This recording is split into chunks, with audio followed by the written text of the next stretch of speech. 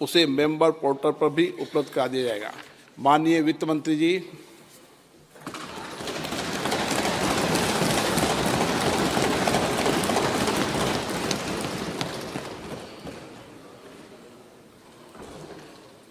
Honorable Speaker, I present the interim budget for 24-25.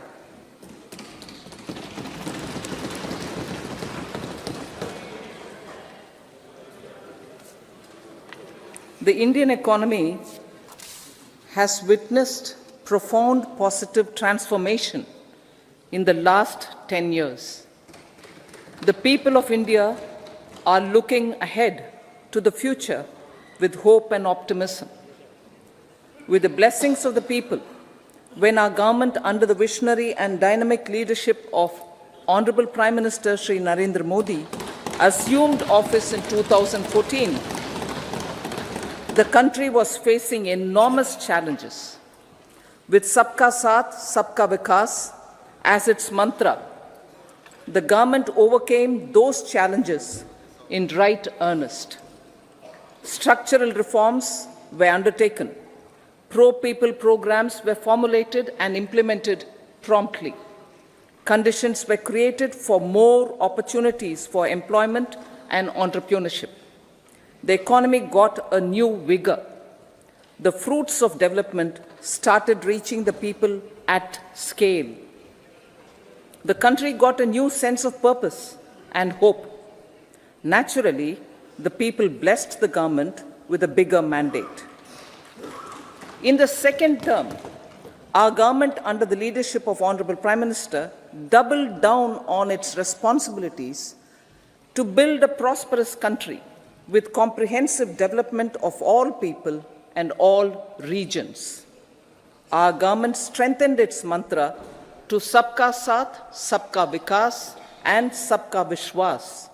Our development philosophy covered all elements of inclusivity, namely social inclusivity through coverage of all strata of the society, and geographical inclusivity through development of all regions of the country. With the whole of nation approach of Sabka Prayas, the country overcame the challenges of once-in-a-century pandemic, took long strides towards Atmanirbhar Bharat, committed to Panch Pran, and laid solid foundations for the Amrit Kal. As a result, our young country has high aspirations, pride in its present, and hope and confidence for a bright future. We expect that our government, based on its stupendous work, will be blessed again by the people with a resounding mandate. Inclusive development and growth. Our humane and inclusive approach to development is a marked and deliberate departure from the earlier approach of provisioning up to village level.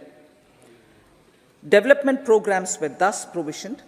In the last 10 years, however, have targeted each and every household and individual through housing for all, Har Ghar Jal, electricity for all, cooking gas for all, bank accounts and financial services for all in record time. The worries about food have been eliminated through free ration for 80 crore people. Minimum support prices for the produce of Annadata are periodically increased appropriately. These and the provision of basic necessities have enhanced real income in the rural areas. Their economic needs could be addressed, thus spurring growth and generating jobs. Social justice. Our government is working with an approach to development that is all-round, all-pervasive, and all-inclusive. Sarvangin, Sarvasparshi, or Sarvasamaveshi. It covers all castes and people at all levels. We are working to make India a Vikasit Bharat by 2047. For achieving that goal, we need to improve people's capability and empower them. Previously, social justice was mostly a political slogan. For our government, social justice is an effective and necessary governance model. The saturation approach of covering all eligible people is the true and comprehensive achievement of social justice. This is secularism in action, reduces corruption, and prevents nepotism, prevents Bhai Bhatijawad. There is transparency and assurance that benefits are delivered to all eligible people. The resources are distributed fairly. All, regardless of their social standing, get access to opportunities. We are addressing systemic inequalities that had plagued our society. We focus on outcomes and not on outlays, so that the social economic transformation is achieved. As our Prime Minister firmly believes, we need to focus on 4 major castes. They are Garib, Mahilayeं, Yuva, and Annadata. Their needs, their aspirations, and their welfare are our highest priority. The country progresses when they progress. All 4 require and receive government support in their quest to better their lives. Their empowerment and well-being will drive the country forward. Garib Kalyan, Desh Ka Kalyan. We believe in empowering the poor. The earlier approach of tackling poverty through entitlements had resulted in very modest outcomes. When the poor became empowered partners in the development process, government's power to assist them also increases manifold. With the pursuit of Sabka Saath, in these 10 years, the government has assisted 25 crore people to get freedom from multi-dimensional poverty. Our government's efforts are now getting synergized with energy and passion of such empowered people. This is truly elevating them from poverty. Direct benefit transfer of 34 lakh crore rupees from the government using PM Jan Dhan accounts has led to savings of 2.7 lakh crores of rupees for the government. This savings has been realized through avoidance of leakages prevalent earlier. The savings have helped in providing more funds for Garib Kalyan. PM Swanidhi has provided credit assistance to 78 lakh street vendors. From that total of 78 lakh street vendors, 2.3 lakh have received credit for the 3rd time. PM Janman Yojana reaches out to the particularly vulnerable tribal groups who have remained outside the realm of development so far. PM Vishwakarma Yojana provides end-to-end support to artisans and craftspeople engaged in 18 trades. The schemes for empowerment of Divyangs and transgender persons reflect firm resolve of our government to leave no one behind. Welfare of Annadata. Farmers are our Annadata. Every year under PM Kisan Samman Yojana, direct financial assistance is provided to 11.8 crore farmers, including marginal and small farmers. Crop insurance is given to 4 crore farmers under PM Fasal Bima Yojana. These besides several other programs, are assisting Annadata in producing food for the country and for the world. Electronic National Agricultural Market has integrated 1,361 mandis and is providing services to 1.8 crore farmers with trading volume of 3 lakh crores of rupees. The sector is poised for inclusive, balanced, higher growth and productivity. These are facilitated from farmer-centric policies, income support, coverage of risks through price and insurance support, promotion of technologies and innovations through startups. Empowering the Amrit PD, the Yuva. Our prosperity depends on adequately equipping and empowering the youth. The National Education Policy 2020 is ushering the transformational reforms. PM Schools for Rising India, PM Shri, are delivering quality teaching and nurturing holistic and well-rounded individuals. The Skill India mission has trained 1.4 crore youth, upskilled and reskilled 54 lakh youth, and established 3,000 new ITIs.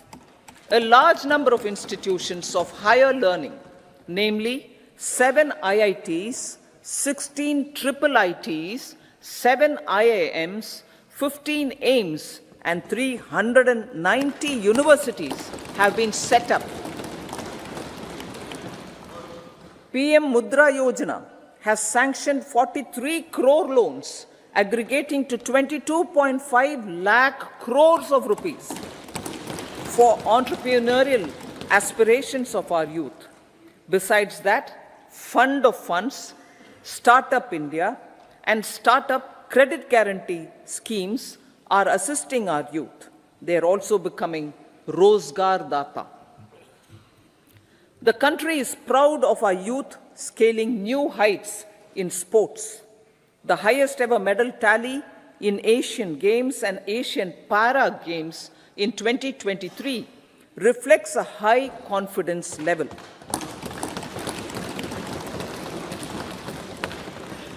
Chess prodigy and our #1 ranked player Pragnananda put up a stiff fight against the reigning world champion Magnus Carlsen in 2023.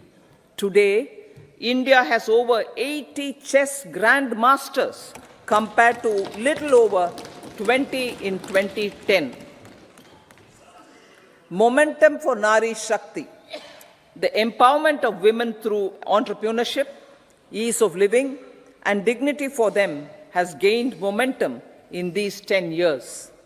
30 crore Mudra Yojana loans have been given to women entrepreneurs.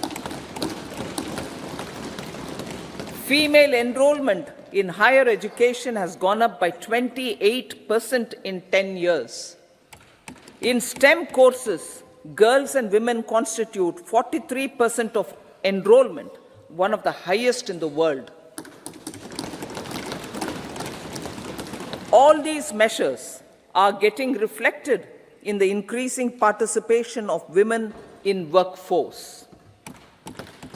Making triple talaq illegal, reservation of 1/3 seats for women in the Lok Sabha and state assemblies, and giving over 70% houses under PM Awas Yojana in rural areas to women, and giving over 70% houses under PM Awas Yojana in rural areas to women as sole or joint owners have enhanced their dignity. Exemplary track record of governance, development, and performance. Besides delivering on high growth in terms of gross domestic product, the government is equally focused on a more comprehensive GDP, that is, governance, development, and performance. Our government has provided transparent, accountable, people-centric and prompt, trust-based administration with citizen-first and minimum government, maximum governance approach. The impact of all-round development is discernible in all sectors. There is macroeconomic stability, including in the external sector. Investments are robust. The economy is doing well. People are living better and earning better, with even greater aspirations for future. Average real income of the people has increased by 50%. Inflation is moderate. People are getting empowered, equipped, and enabled to pursue their aspirations. There is effective and timely delivery of programs and of large projects. Economic management. The multi-pronged economic management over the past 10 years has complemented people-centric, inclusive development. Following are some of the major elements. 1. All forms of infrastructure, physical, digital, or social, are being built in record time.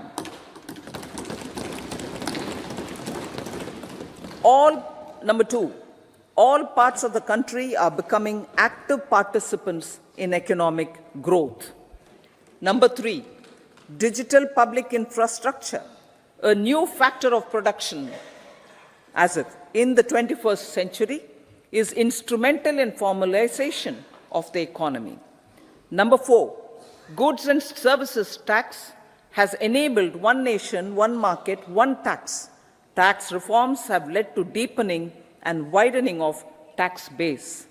Number 5, strengthening of the financial sector has helped in making savings, credit, and investments more efficient. Number 6, GIFT, IFSC, and the Unified Regulatory Authority, IFSCA, are creating a robust gateway for global capital and financial services for the economy. Number 7, proactive inflation management has helped keep inflation within the policy band. Now, the global context, Honorable Speaker, sir. Geopolitically, global affairs are becoming more complex and challenging with wars and conflicts. Globalization is being redefined with reshoring and friendshoring, disruption and fragmentation of supply chains and competition for critical minerals and technologies. A new world order is emerging after the COVID pandemic. India assumed the G20 presidency during very difficult times for the world. The global economy was going through high inflation, high interest rates, low growth, very high public debt, low trade growth, and climate changes. The pandemic has led to a crisis of food, fertilizer, fuel, and finances for the world, while India successfully navigated its way. The country showed the way forward and built consensus on solutions for those global problems. The recently announced India-Middle East-Europe economic corridor is a strategic and economic game changer for India and others. In the words of Honorable Prime Minister, the corridor, and I quote, will become the basis of world trade for hundreds of years to come, and history will remember that this corridor was initiated on Indian soil, unquote. Vision for Vikasit Bharat. Our vision for Vikasit Bharat is that of prosperous Bharat in harmony with nature, with modern infrastructure, and providing opportunities for all citizens and all regions to reach their potential. With confidence arising from strong and exemplary track record of performance and progress, earning Sabka Vishwas the next 5 years will be years of unprecedented development and golden moments to realize the dream of developed India by 2047. The trinity of demography, democracy, and diversity, backed by Sabka Prayas, has the potential to fulfill aspirations of every Indian. As Honorable Prime Minister in his Independence Day address to the nation mentioned, I quote, "There is no dearth of opportunities, as many opportunities as we want. The country is capable of creating more opportunities. Sky is the limit," unquote. Strategy for Amrit Kal. Our government will adopt economic policies that foster and sustain growth, facilitate inclusive and sustainable development, improve productivity, create opportunities for all, help them enhance their capabilities, and contribute to generation of resources to power investments and fulfill aspirations. Guided by the principle, reform, perform, and transform, the government will take up next generation reforms and build consensus with the states and stakeholders for effective implementation. It is an important policy priority for our government to ensure timely and adequate finances, relevant technologies, and appropriate training for the micro, small, and medium enterprises, MSMEs, to grow and also compete globally. Orienting the regulatory environment to facilitate their growth will be an important element of this policy mix. Aligning with the Panchamrit goals, our government will facilitate sustaining high and more resource-efficient economic growth. This will work towards energy security in terms of availability, accessibility, and affordability. For meeting the investment needs, our government will prepare the financial sector in terms of size, capacity, skills, and regulatory framework. Aspirational Districts Program. Our government stands ready to assist the states in faster development of aspirational districts and blocks, including generation of ample economic opportunities. Development of the East.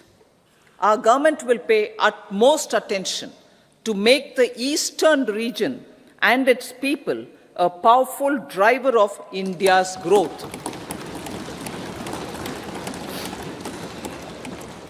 PM Awas Yojana Gramin. Despite the challenges due to COVID, implementation of PM Awas Yojana Gramin continued, and we are close to achieving the target of 3 crore houses. 2 crore more houses will be taken up in the next 5 years to meet the requirement arising from increase in the number of families.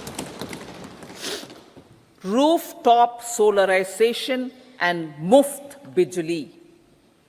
Through rooftop solarization, 1 crore households will be enabled to obtain up to 300 units free electricity every month.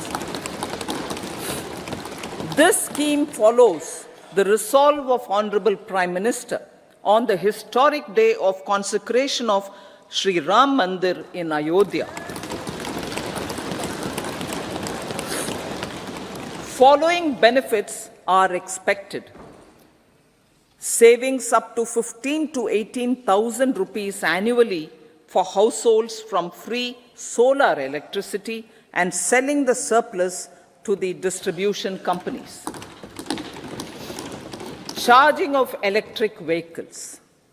Entrepreneurship opportunities for a large number of vendors for supply and installation. Employment opportunities for the youth with technical skills in manufacturing, installation, and maintenance. Housing for middle class. Our government will launch a scheme to help deserving sections of the middle class, and I quote from Honorable Prime Minister's words, living in rented houses or slums or chawls and unauthorized colonies, unquote, to buy or build their own houses. Medical colleges. Several youth are ambitious to get qualified as doctors. They aim to serve our people through improved healthcare services. Our government plans to set up more medical colleges by utilizing the existing hospital infrastructure under various departments. A committee for this purpose will be set up to examine the issues and make relevant recommendations. Cervical cancer vaccination. Our government will encourage vaccination for girls in the age group of 9 to 14 years for prevention of cervical cancer. Maternal and child health care. Various schemes for maternal and child care will be brought under one comprehensive program for synergy in implementation. Upgradation of Anganwadi centers under Saksham Anganwadi and Poshan 2.0 will be expedited for improved nutrition delivery, early childhood care and development. The newly designed UWIN platform for managing immunization and intensified efforts of Mission Indradhanush will be rolled out expeditiously throughout the country. Ayushman Bharat. Healthcare cover under Ayushman Bharat scheme will be extended to all ASHA workers, to all Anganwadi workers and helpers. Agriculture and food processing. The efforts of value addition in agriculture sector and boosting farmers' incomes will be stepped up. Pradhan Mantri Kisan Sampada Yojana has benefited 38 lakh farmers and generated 10 lakh employment. Pradhan Mantri Formalization of Micro Food Processing Enterprises Yojana has assisted 2.4 lakh SHGs and 60,000 individuals with credit linkages. Other schemes are complementing the efforts for reducing post-harvest losses and improving productivity and incomes. For ensuring faster growth of the sector, our government will further promote private and public investment in post-harvest activities, including aggregation, modern storage, efficient supply chains, primary and secondary processing and marketing and branding. Nano DAP. After the successful adoption of nano urea, application of nano DAP on various crops will be expanded in all agroclimatic zones. Atmanirbhar Oil Seeds Abhiyan. Building on the initiative announced in 2022, a strategy will be formulated to achieve Atmanirbharta for oil seeds such as mustard, groundnut, sesame, soya bean, and sunflower. This will cover research for high-yielding varieties, widespread adoption of modern farming techniques, market linkages, procurement, value addition, and crop insurance. Dairy development. A comprehensive program for supporting dairy farmers will be formulated. Efforts are already on to control foot and mouth disease. India is the world's largest milk producer with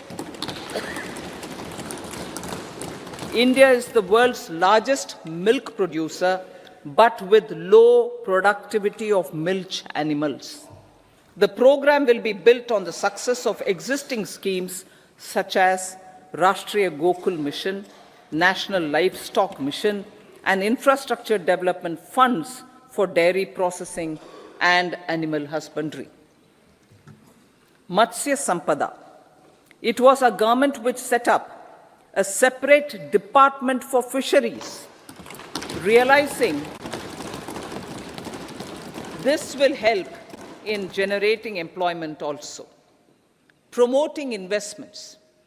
The FDI inflow during 2014 to 23 was $596 billion, marking a golden era. That is twice the inflow during 2005 to 14. For encouraging sustained foreign investment, we are negotiating bilateral investment treaties with our foreign partners in the spirit of First Develop India. FDI is First Develop India. Reforms in the states for Vikasit Bharat. Many growth and development enabling reforms are needed in the states for realizing the vision of Vikasit Bharat. A provision of 75,000 crore rupees as 50-year interest-free loan is proposed this year to support those milestone-linked reforms by the state governments. Societal changes. The government will form a high-powered committee for an extensive consideration of the challenges arising from fast population growth and demographic changes. The committee will be mandated to make recommendations for addressing these challenges comprehensively in relation to the goal of Vikasit Bharat.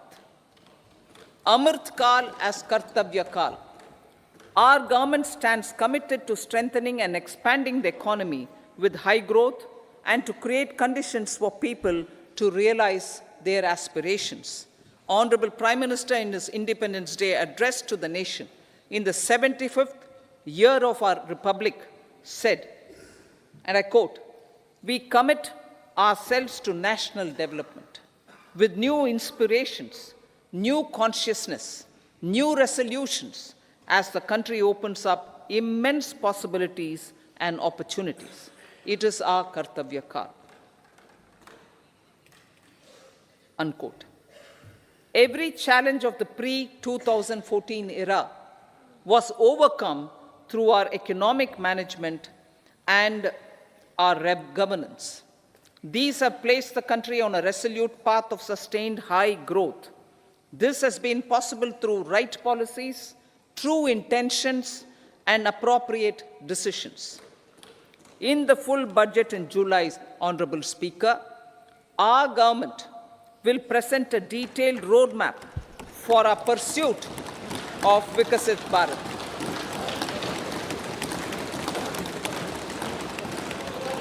Revised estimates. Revised estimates of 2023-24.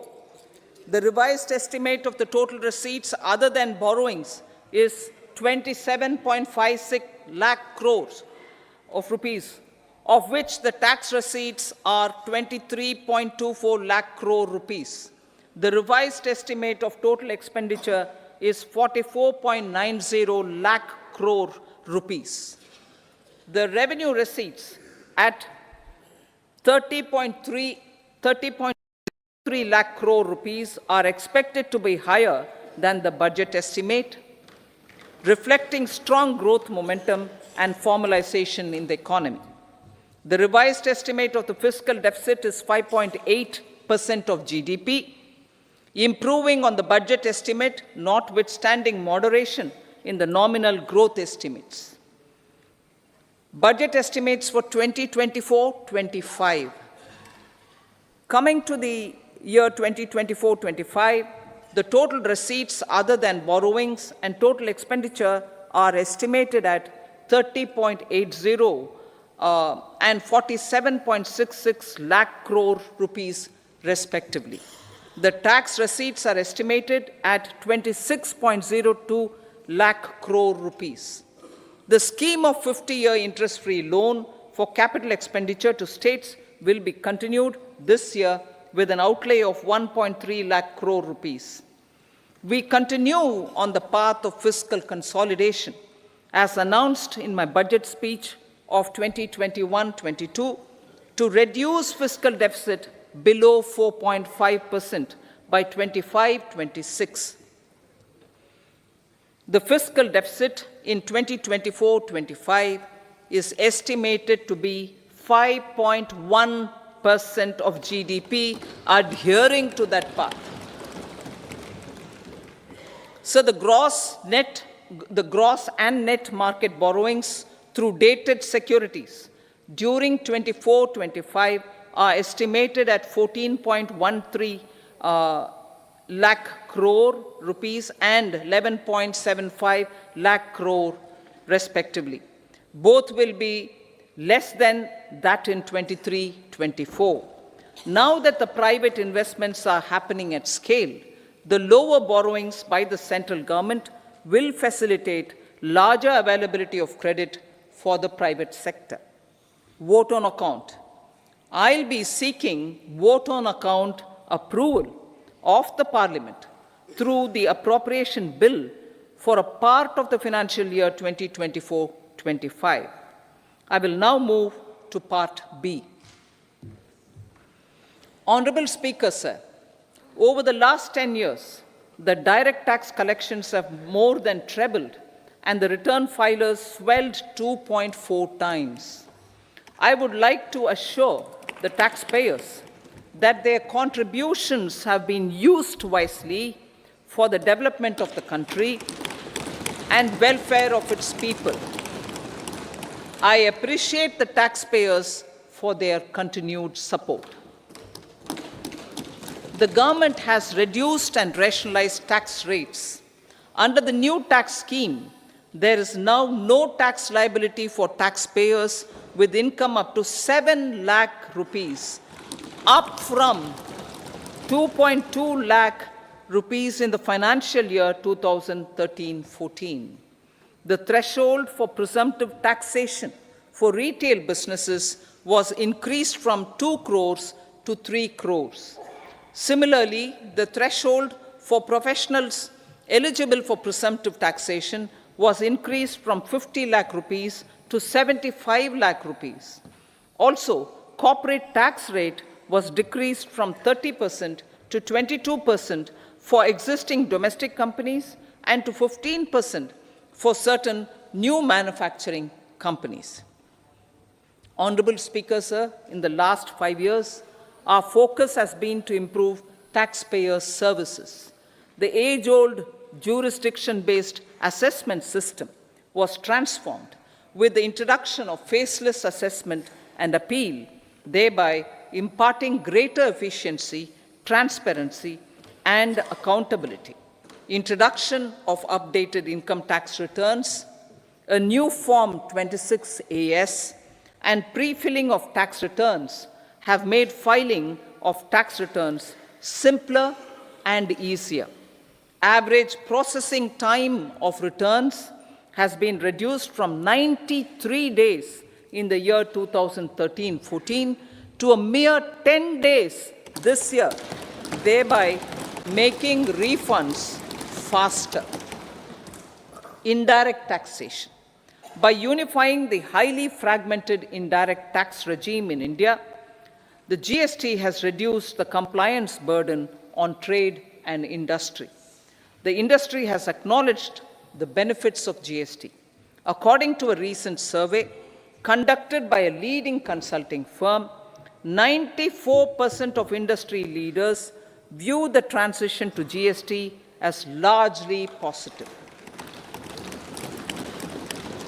According to 80% of the respondents, it has led to supply chain optimization, as elimination of tax arbitrage and octroi has resulted in disbanding of checkposts at the state and city boundaries.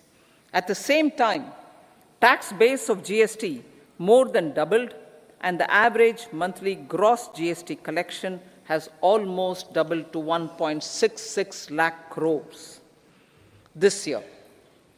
States too have benefited. States' SGST revenue, including compensation released to states in the post-GST period of 2017-18, to 2022-23 has achieved a buoyancy of 1.22. In contrast, the tax buoyancy of state revenues from subsumed taxes in the pre-GST four-year period of 2012-13 to 2015-16 was a mere 0.72.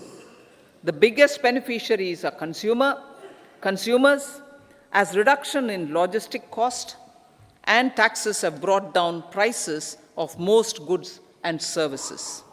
We have taken a number of steps in customs to facilitate international trade. As a result, the import release time declined by 47% to 71 hours at inland container depots, by 28% to 44 hours at air cargo complexes, and by 27% to 85 hours at seaports over the last 4 years since 2019, when the national time release studies were first acted. Tax proposals.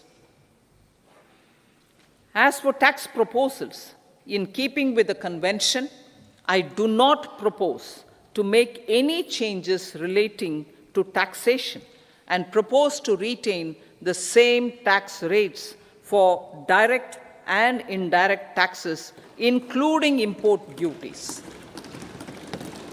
However, certain tax benefits to startups and investments made by sovereign wealth or pension funds, as also tax exemption on certain income of some IFSC units, are expiring on 31/3/2024. To provide continuity in taxation, I propose to extend the date to 31/3/2025. Moreover, in line with the government's vision to improve ease of living and ease of doing business, I wish to make an announcement to improve taxpayers' services. There are a large number of petty, non-verified, non-reconciled, or disputed direct tax demands, many of them dating as far back as 1962, which continue to remain on the books, causing anxiety to honest taxpayers and hindering refunds of subsequent years. Honorable Speaker, sir, I propose to withdraw such outstanding direct tax demands up to 25,000 rupees pertaining to the period up to financial year 2009-10 and up to 10,000 rupees for financial years 2010-11 to 2014-15. This is expected to benefit about 1 crore taxpayers. 1 crore taxpayers would benefit out of this. Economy then and now. In 2014, when our government assumed the reins, the responsibility to mend the economy step by step and to put the governance systems in order was enormous.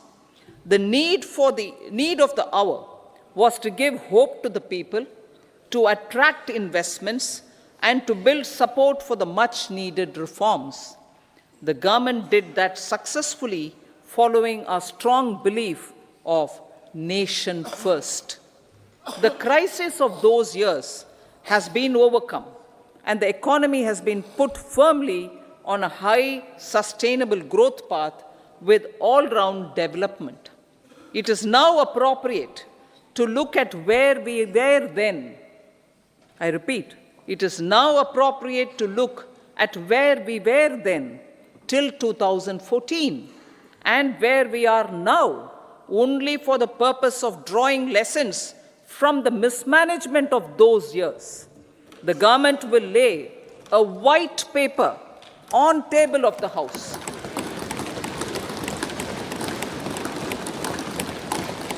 The exemplary track record of governance, development, and performance, effective delivery, and Jan Kalyan has given the government trust, confidence, and blessings of the people to realize whatever it takes the goal of Vikasit Bharat with good intentions, true dedication, and hard work in the coming years and decades. With this, Honorable Speaker, I commend the interim budget to this august House. Jai Hind.